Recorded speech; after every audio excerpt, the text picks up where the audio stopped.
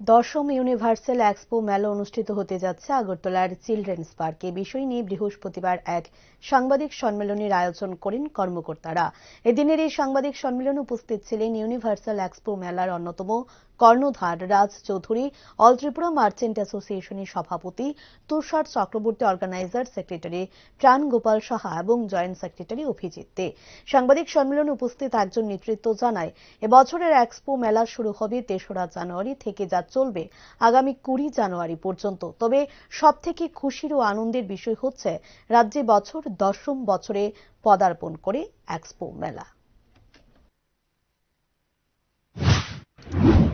আমরা আনন্দের সঙ্গে জানাচ্ছি যে ১০ম ইউনিভার্সাল কাম এক্সিবিশন আমাদের এক্সপো, যেটা ইন্টারন্যাশনাল এক্সপো, এবারে আমরা শুরু করতে যাচ্ছি। ৩ তারিখ থেকে ২০ জানুয়ারি পর্যন্ত এই চিলড্রেন্স পার্ক প্রাঙ্গণে হবে।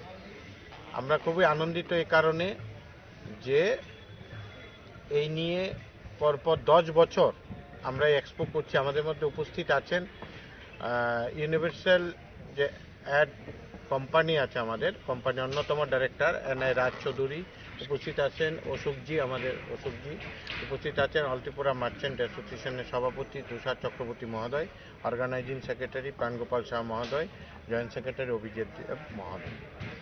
আমরা এই কারণে এবার আমরা গর্বিত যে এই বছরে ১০ম বছর হচ্ছে, যেটা এই রাজ্যের অন্যতম এক্সপো হয় এবং সবাই তাকিয়ে থাকে এক্সপো কবে শুরু হবে। আমরা আমাদের ইউনিভার্সাল যে কোম্পানি আছে, এই কোম্পানির সঙ্গে সহযোগিতা নিয়ে অল ত্রিপুরা মার্চেন্ট অ্যাসোসিয়েশন পরপর ১০ বছর এখানে আমরা সংগঠিত করছি। রাজ্য সরকার আমাদেরকে প্রচণ্ডভাবে সহযোগিতা করে।